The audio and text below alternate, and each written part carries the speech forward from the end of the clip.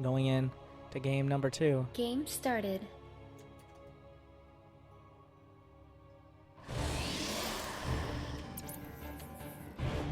Let's update the scores here.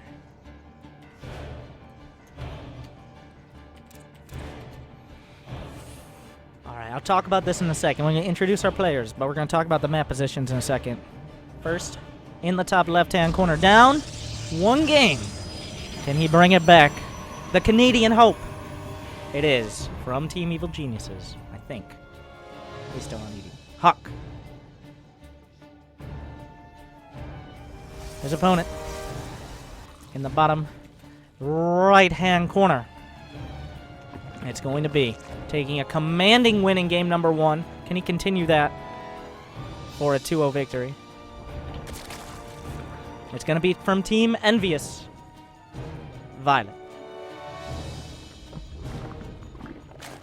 Now, let's talk about first, they're in cross positions. A few things. 1, this means neither player is going to get a quick and easy scout on their opponent. Neither player. It means the overlords of viOLet are not going to be going the right direction to ever get a scout on HuK in the early game. HuK is going to have a long time before he sees this gas and pool coming up. If he just goes for an expansion blindly, then it probably will get canceled by these speedlings. This has to be a speedling opener. viOLet, on the other hand, is going to take a long while to get across the map. Any attack he commits to, even with speedlings, is going to be a big deal. Yeah, viOLet sees there's no mining here. HuK actually dipped back after scouting only for the expansion. So, while that probably would have worked, most players will go for the expansion. If it had been a really early pool, that could have screwed HuK. But he's trying to cut just a couple corners, and that will be the difference that lets him see these Zerglings coming out.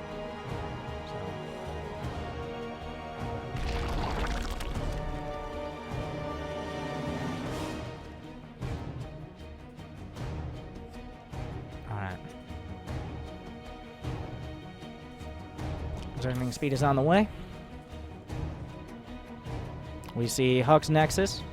HuK will have... I don't know if he's actually seen all of this quite yet. He'll see the... Did he actually get up close enough? He doesn't know that speed is on the way. That's a big difference. Now, of course, viOLet at the same time, he doesn't know where his opponent is. He thinks this probe might be trying to fake him out. So viOLet can't just go straight up. He's going to have the speedlings early. It looks like he's kind of transitioned this. Yeah, it wasn't actually intended for that much early aggression, or at least he had the option to transition very early on. As you can see, he's pulled off a gas. I believe he pulled off after the probe scout because he still has 60 gas. He just knew that his opponent would be relatively prepared for this. So now he sees the expansion. He's getting that third base up, and we'll see if he can secure a solid economic lead like he did in the previous game.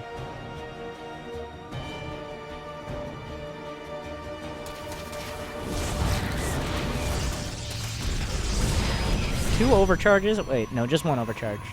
I wasn't paying attention on the other side.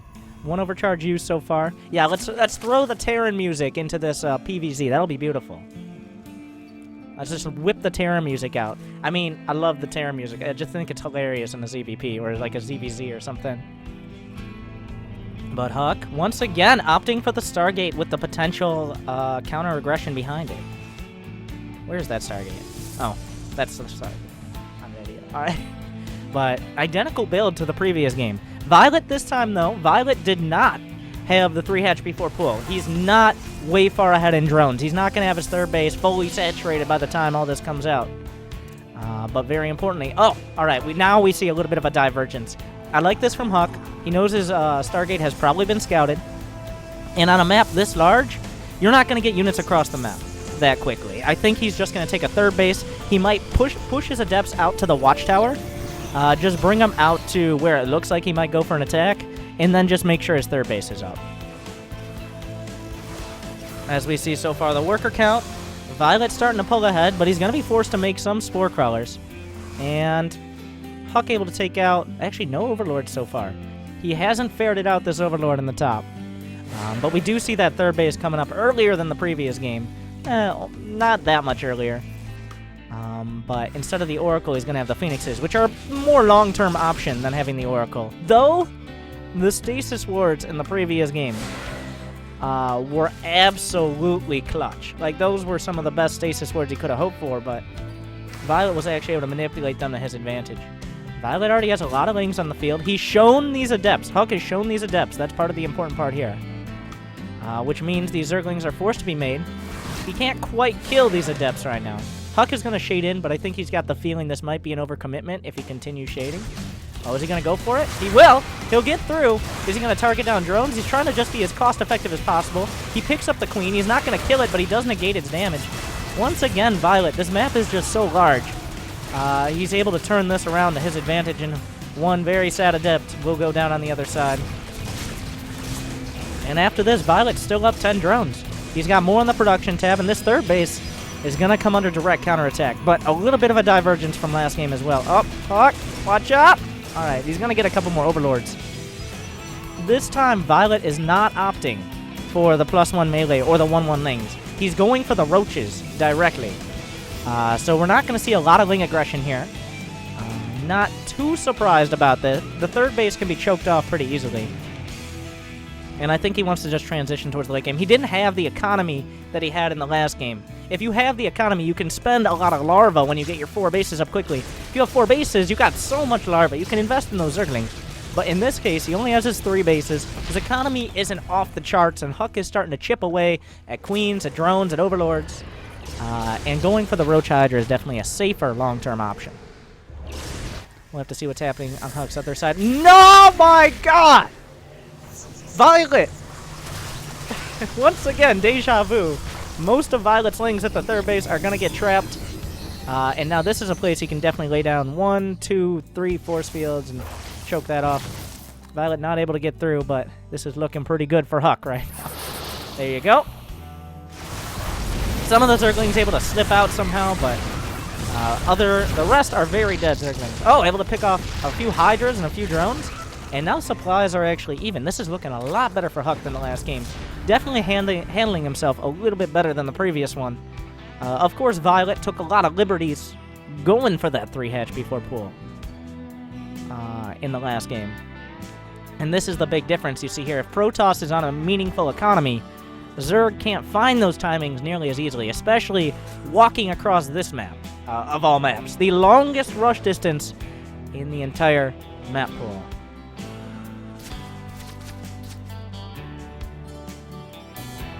Alright.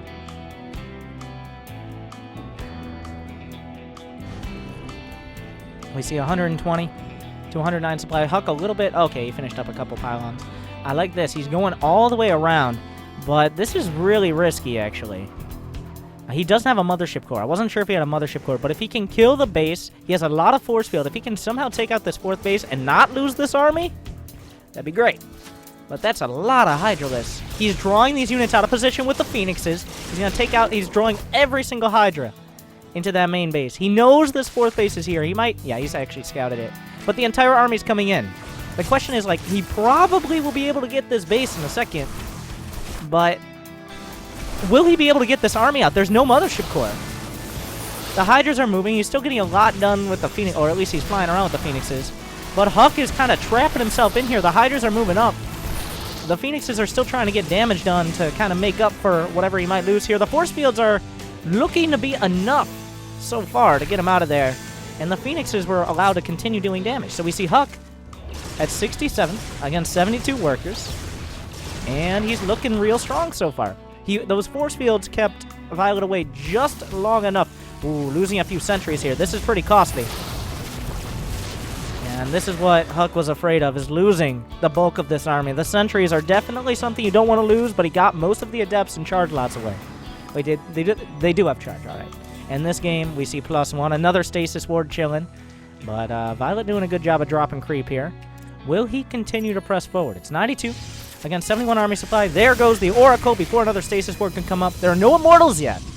This is just charge lot adept. He can kite that very easily. There's just not that much on the... Oh, that the Hydras come in from the back. That's a lot of army supply here. The charge lots are doing a great job. The Void Ray adding a bit of DPS. And viOLet kind of rethinking his strategy here. Oh, so many more roaches, though. HuK stepping so far forward. Definitely overstepping his bounds. This stasis ward is the only thing between HuK and potential total defeat here. And the stasis ward does not quite connect on what it needs to. There are a couple Archons up, though. He has the Immortals. Those own units are serving as a choke point here. That's actually in favor of viOLet.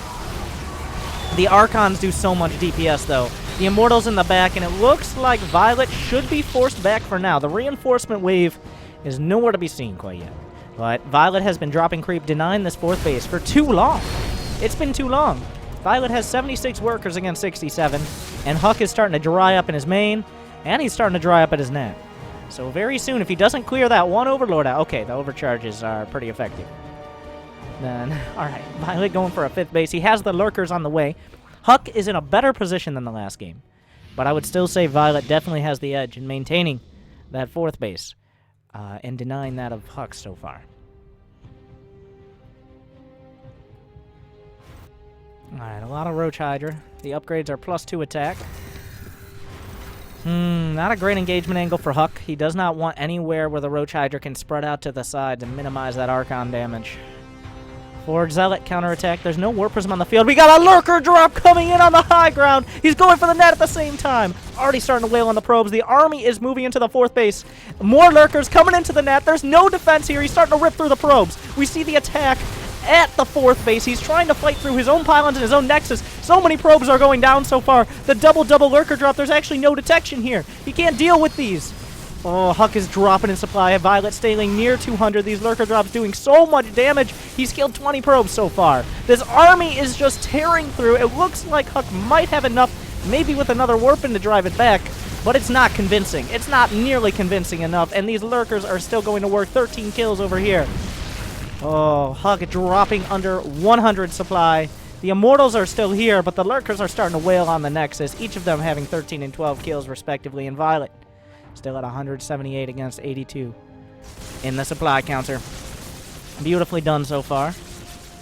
And it's looking once again like viOLet, with those Lurkers, able to bring home what could be a convincing 2-0 victory. HuK not quite able to put together enough units against any of these attacks. He just doesn't have enough in time. Picks up the Lurker. Oh, I love it. But viOLet looking in a very... Oh my god, he takes out the 2nd base just as the 4th base comes online. The Zealot counterattack has been cleaned up. Tunneling Claws has been completed for these Roaches.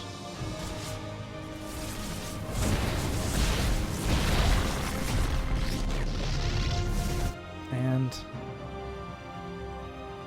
he's coming in for the death push. There's no Storm.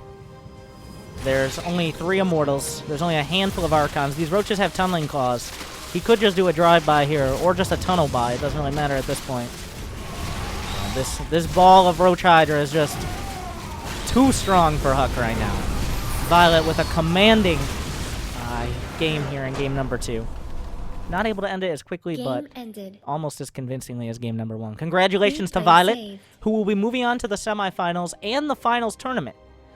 Is what this means, I believe. Is there actually money on the line for this one? I'm not sure, 100%.